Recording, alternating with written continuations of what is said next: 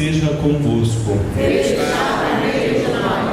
Proclamação do Evangelho de Jesus Cristo segundo Lucas. Glória a Deus, Senhor. Naquele tempo, Jesus dizia aos discípulos: um homem rico tinha um administrador que foi acusado de esbanjar os seus bens. Ele o chamou e lhe disse: que é isto que ouço a teu respeito? Presta contas da tua administração, pois já não podes mais administrar meus bens. O administrador então começou a refletir: o Senhor vai me tirar a administração. Que vou fazer? Para cavar não tenho forças, de mendigar tenho vergonha. Já sei o que fazer para que alguém me receba em sua casa quando eu for afastado da administração. Então ele chamou cada um dos que estavam devendo ao seu patrão e perguntou ao primeiro: quanto deves ao meu patrão? Ele respondeu: 100 barris de óleo. O administrador disse: pega a tua conta, senta-te depressa e escreve 50. Depois ele perguntou ao outro: e tu, quanto deves? Ele respondeu: 100 medidas de trigo. O administrador disse: pega a tua conta e escreve 80. E o Senhor elogiou o administrador desonesto, porque ele agiu com esperteza. Com efeito, os filhos deste mundo são mais espertos em seus negócios do que os filhos da luz. E eu vos digo: usai o dinheiro injusto para fazer amigos, pois quando acabar, eles vos receberão nas moradas eternas. Quem é fiel nas pequenas coisas, também é fiel nas grandes. E quem é injusto nas pequenas, também é injusto nas grandes. Por isso, se vós não sois fiéis no uso do dinheiro injusto, quem vos confiará o verdadeiro bem? E se não sois fiéis no que é dos outros, quem vos dará aquilo que é vosso? Ninguém pode servir a dois senhores, porque ou odiará um e amará o outro, ou se apegará a um e desprezará o outro. Vós não podeis servir a Deus e ao dinheiro.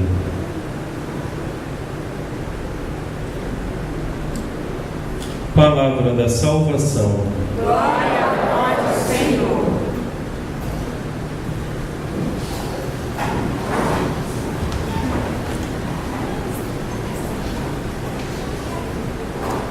Meus irmãos, meus paroquianos, meus irmãos na fé, a liturgia hoje merece uma atenção muito particular de cada um de nós, principalmente nós mais velhos. E vocês, os senhores todos entenderão o porquê. Mas para chegarmos à reflexão que eu desejo e que é proposta pela liturgia, eu ainda faço o caminho passando pela segunda leitura, tirada da segunda carta de São Paulo a Timóteo. Timóteo era um filho na fé de Paulo, não tanto como aquele que foi educado na fé por Paulo, mas como foi educado pela amizade, a fé com Paulo. Timóteo era neto de uma senhora convertida ao cristianismo, que educou muito bem a sua filha, que educou muito bem o seu neto. Timóteo adquiriu a fé através do aprendizado dentro de casa. Olha, esse é um detalhe interessante. Não delegou a outra pessoa, não era um qualquer, não. Ele, neto e filho de cristãos, já com uma fé viva, já com uma experiência de Deus, uma decisão de ser cristão, ele encontra-se com Paulo. E aí sim nasce e cresce uma amizade muito íntima com Paulo. Paulo o incentiva, não é? Educa um pouco mais, aprofunda a fé de Timóteo e o incentiva a ser ordenado bispo. Timóteo era bispo. bispo de uma pequena igreja na Ásia Menor. Como bispo, Paulo escrevia constantemente para exortar a comunidade através do bispo. Então nós temos essas duas cartas de São Paulo a Timóteo, outras se perderam ao longo da história. Dessas duas cartas, um trecho é aquele que nós ouvimos hoje, e que eu gostaria de destacar a temática que está ali no entorno daquele trecho. Ali, Paulo pede à comunidade, de forma especial os homens. Esse é o detalhe que eu quero que vocês prestem atenção. Pede à comunidade, mas de forma especial os homens, que façam oração, que orem, que rezem. A gente vai entender o porquê esse homens, não porque as mulheres. Por que Paulo não falou às mulheres? Por que não falou à comunidade toda? Não, ele fala aos homens. E acrescenta, leio para vocês: quero, portanto, que em todo lugar os homens façam oração, erguendo mãos santas, sem ira e sem discussões. Faz uma experiência. Vê a tua mão. Pega a tua mão. Olha a tua mão. Vai, todo mundo, olha aí. O que essa mão representa? Muita coisa. Essa mão, ela tem muito significado na vida da gente. Mas elas podem ser mãos santas, ou podem não ser mãos santas. Essa minha mão pode ser imaculada, ou pode não ser imaculada, ela pode ser imaculada. E aqui a gente entende o porquê Paulo fala dos homens, e no contexto da liturgia de hoje, porque aí eu faço ali a ligação com o Evangelho.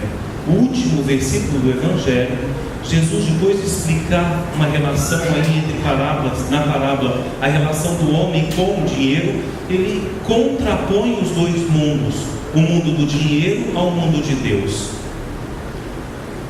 Quando Jesus no Evangelho termina e diz: vós não podeis servir a Deus e ao dinheiro, porque é impossível servir a dois senhores, ele está dizendo que existem dois mundos, dois estilos de vida e duas regras de vida que se contrapõem e que não tem condições de conciliar. Aquela regra do reino de Deus, feito de justiça, de honestidade, e aquela regra que a gente sabe, feita do reino do dinheiro, que é cheia de subterfúgios que acabam por macular a mão.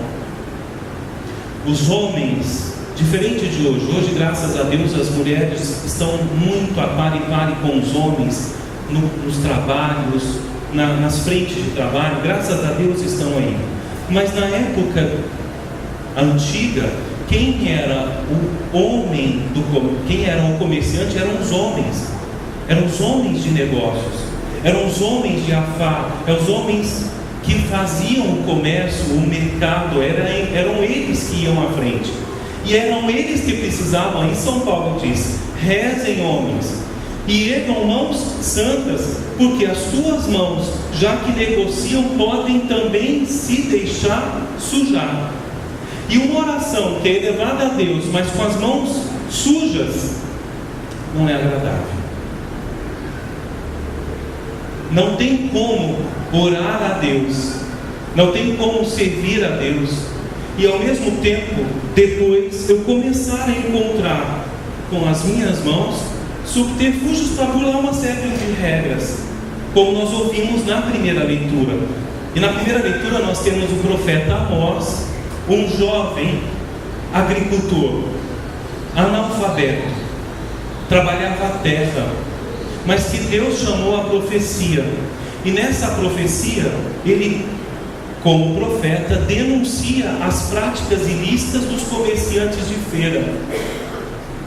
Na leitura diz assim: Quando vocês que andam dizendo e que causais a prostração dos mais pobres e humildes da terra, vocês dizem assim: quando passará a lua nova? O que acontecia na lua nova? A cada lua aconteciam as grandes feiras nas cidades, as grandes feiras para se comercializar o que era produzido. Justamente essas eram as ocasiões para quê? Para diminuir medidas, para aumentar pesos, para adulterar balanças, para fazer de tudo para ganhar às custas dos mais pobres. E no desejo de ter lucro, nem mesmo respeitar o sábado. E nós sabemos que o sábado no Antigo Testamento era o dia do Senhor, não se podia fazer nada, mas já que todo mundo vai se reunir no templo, já que Jerusalém fica cheia no dia de sábado, vou abrir a minha barraca, vou realmente colocar as minhas coisas lá, a fim de contas, eu preciso ganhar. Mas ao mesmo tempo eu vou lá e faço as minhas orações. Mas São Paulo diz, não tem como orar a Deus com as mãos sujas, burlando regras, a fim de ter um lucro maior, um benefício próprio. E aqui o profeta Amós, ele é muito interessante, parece muito verdadeiro, diminuindo medidas, aumentando pesos, adulterando balanças.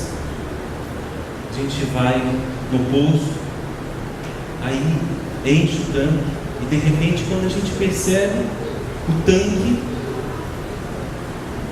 tem mais, cobra-se mais do que o tanque tem condições. Se o tanque do carro tem 55 litros, está sendo cobrado quanto? 60. Peraí, tem alguma coisa errada? Vocês fazem essas contas? Pior, você é o dono do posto? Estou jogando, vocês têm um dono de posto aqui, pelo amor de Deus, eu não estou falando de ninguém. A gente compra uma peça de carne para fazer um churrasco gostoso em casa, a peça fechada, cobra-se um preço. Quando a gente abre, meio quilo do peso é toda gordura, e que você não percebe, porque é tão bem embalada que ela está interna. Isso é justamente burlar regras. Mas também o é quando eu adultero ali o meu relógio de força.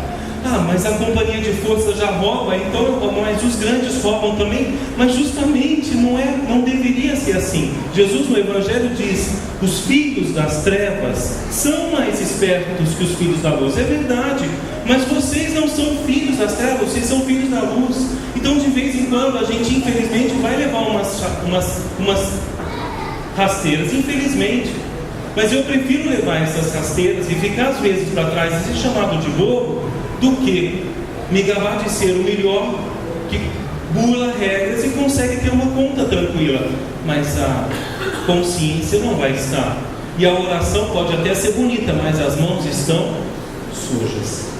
Sujas pela exploração do mais pobre, sujas por ter burlado regras, sujas por ter justamente feito mal ao irmão. Ou pior, sujas porque a sua oração é mentirosa. Porque quando Jesus, presta atenção no que eu vou falar, quando Jesus coloca o mundo de Deus contrapondo ao mundo do dinheiro, ele está mostrando que é muito possível a gente trocar o lugar de Deus em nossas vidas pelo dinheiro. Todo mundo dinheiro, nosso Deus. Então a nossa oração vai ser mentirosa. Viemos à missa, rezamos o terço, fazemos a visita de Nossa Senhora, mas no fundo, lá dentro, porque ninguém pode saber que eu burlo regras, lá dentro eu estou adorando o dinheiro, porque não sou honesto. A minha oração é de fachada, da boca para fora, porque aqui dentro eu adultero balanças, medidas em meu benefício. Afinal de contas eu tenho que sair bem da situação. Mas você não é filho das trevas, Você não é filho das trevas, você é filho da luz. Você é filho da luz. Meus irmãos, minhas irmãs, a quem você serve? A quem você serve diante dos outros? A quem você serve quando você se veste? A quem você serve quando você tem que, lá dentro, tenha que vir com o teu dinheiro, com as suas contas? Ali, quando ninguém vê, que onde tem a possibilidade de repente de subtrair uma quantia, de tirar uma vantagem de um pagamento, ali, naquela hora, a gente tem que demonstrar fidelidade ao Senhor. É ali que a gente vai demonstrar fidelidade ao mundo de Deus, ao reino de Deus, que, como eu disse antes, é feito de justiça, de honestidade, de clareza, de transparência, de integridade.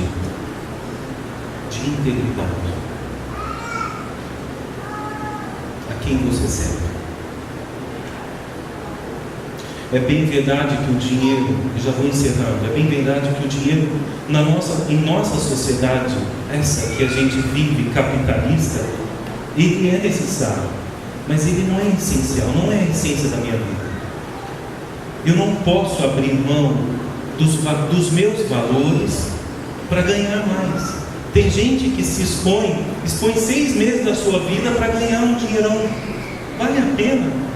Tem gente que, por causa de divisão de herança, param de se falar os irmãos. Tem gente que, por causa de uma conta mal dividida na hora da refeição, na hora lá em que a família se reuniu com outras famílias, as amizades vão embora. Por quê? Porque eu paguei mais do que o outro. Tem gente que perde os verdadeiros valores por causa do dinheiro. Repito, a quem você quer servir? Vale a pena perder a família, dividir a família por causa de herança? Vale a pena você perder amizades boas e antigas por causa de uma conta mal dividida no restaurante? Vale a pena? Não vale a pena. Não vale a pena. Não vale a pena. Repito, a quem você quer servir? Tuas orações são acompanhadas de mãos santas ou mãos escondidas?